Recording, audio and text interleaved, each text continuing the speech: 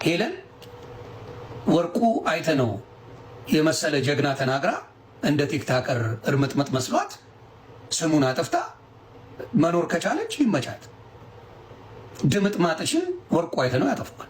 አይተነው በኖርዌይ በቲክታከሯ ሄለን ደሳለኝ ላይ ክስ መሰረቱም።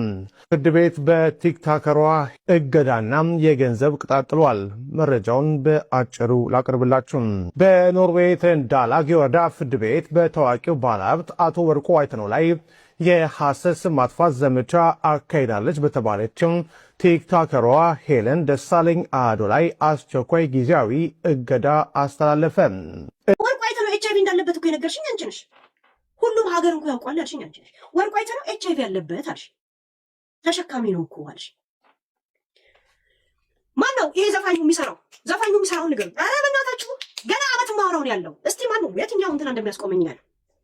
ዳኛ ዋሌ የከፈተው እሱ አይደለም የከፈተው፣ ጌዲዮን የሚባል ማን ነበር? ቆይ ባሉን ከማን እንደገዛችሁ አመጣላችሁ የለ ጽፌዋለሁ። እኔ ስም ስለምረሳ ስታወራ ጽፏለሁ። ከሪካርዱ ማለፌ ጻፍ አደረገዋለሁ።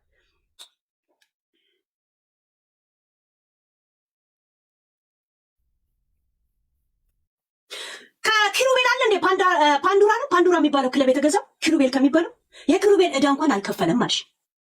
የኪሩቤል ዕዳ እንኳን ጠንቅቆ አልከፈለም።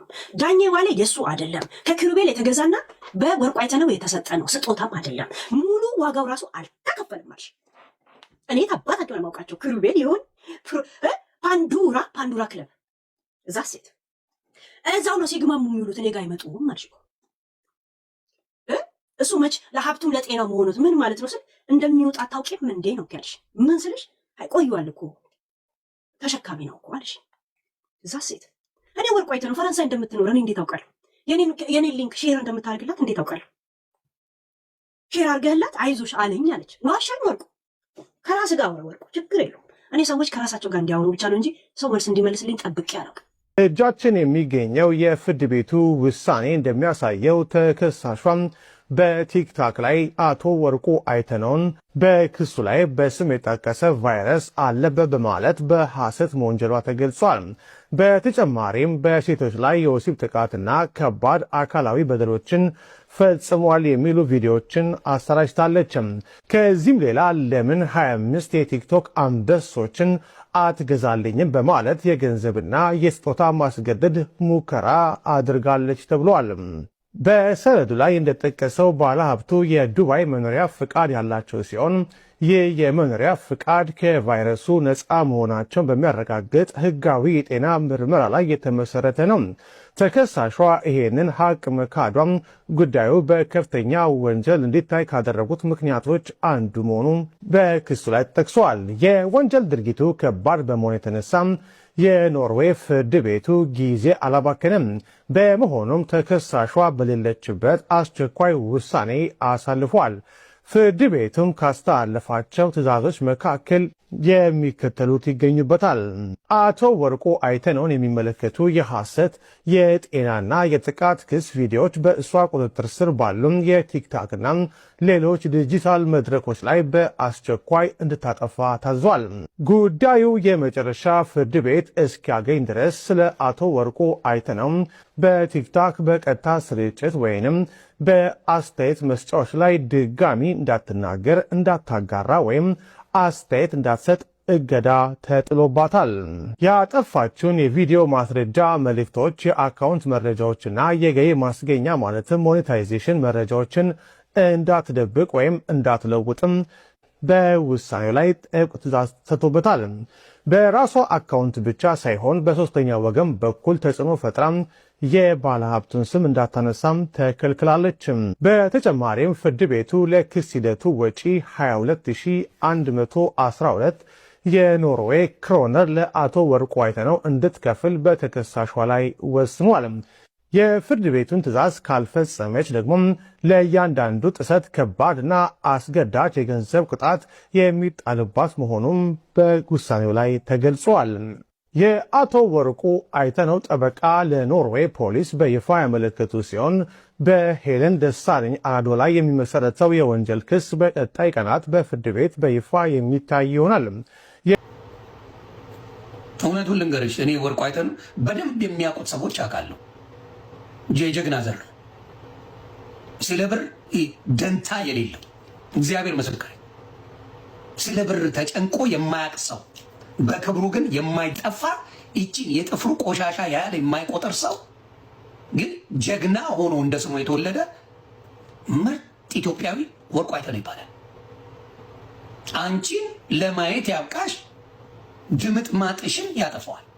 ድምጥ ማጥሽን የተሳፈጥሽው ማንም ጋር ያልደረሰ ሰው ማንንም በክፉ ያላነሳ አማራ ስለሆነ ብቻ ስሙን ለማስጠፋት ጣራ ድረስ ሄደሻል።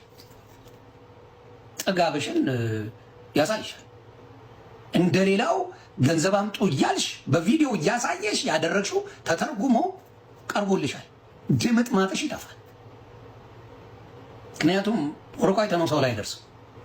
ስራውን ስንት ስቃዩን የበላው አማራ ስለሆነ በስንትና ስንት ቢሊዮን የገነባውን ነገር ጥሎ ይወጣ። የክስ ሂደቱ በዝርዝር ታይቶ አቶ ወርቁና ጠበቃቸው የሚያቀርቡትን ጠቅላላ ወጪና ከፍተኛ የሆነ የሞራል ካሳ የሚጠይቁበት ይፋዊ የህግ ሂደት መጀመሩንም ጠበቃው ገልጸዋል።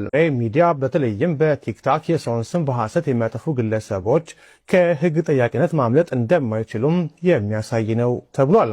አቶ ወርቁ አይተነው በቲክታከሯ ሄለን ደሳለኝ ላይ የምትኖርበት ሀገር ኖርዌይ ድረስ በመሄድ በአንድ ሳምንት አጭር ጊዜ ውስጥ ፈጣን እርምጃ መውሰዳቸውና ከባድ የህግ ውሳኔ ማሳለፋቸው ነው የተገለጸው።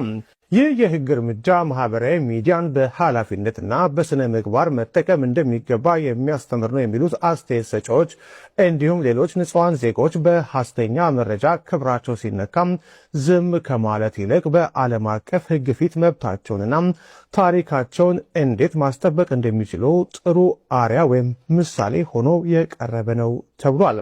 ከመረቀንኩ ከነሸጠኝ ለድርድር ያስቀመጥኳቸውን ቪዲዮ ወይ ለሚመጣው ዓመት አስቀምጠዋል።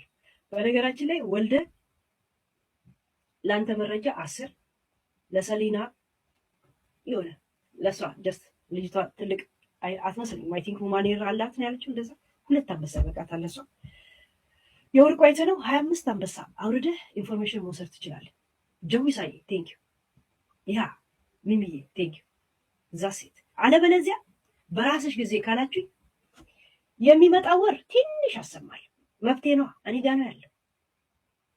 የሚመጣው ዓመት ደግሞ ጠብቄ አንድ አወጣለሁ። መብቴ ነው። እንዳያልቅብኝ መብቴ ነው። ካለ ከሆነ ግን ወይ እዚህ ይደመጥላል ወይ ይዘት ይላል። አሪው አግሪ ሙኒት እኔን አስገድልብሻለሁ ያልሽው መረጃው እኔ ጋር ያ እኔ አላልኩም ካልሽ ከፍለሽ ውሰጂና ክሰሻል። አንዱን አላበሻ ውረሹ ተከራክረሽ ስም በማጥፋት ሀብት እየሰጧችሁ ነው። እያንዳንድሽ ለሀብት እየጠሯችሁ ያ ዛሴት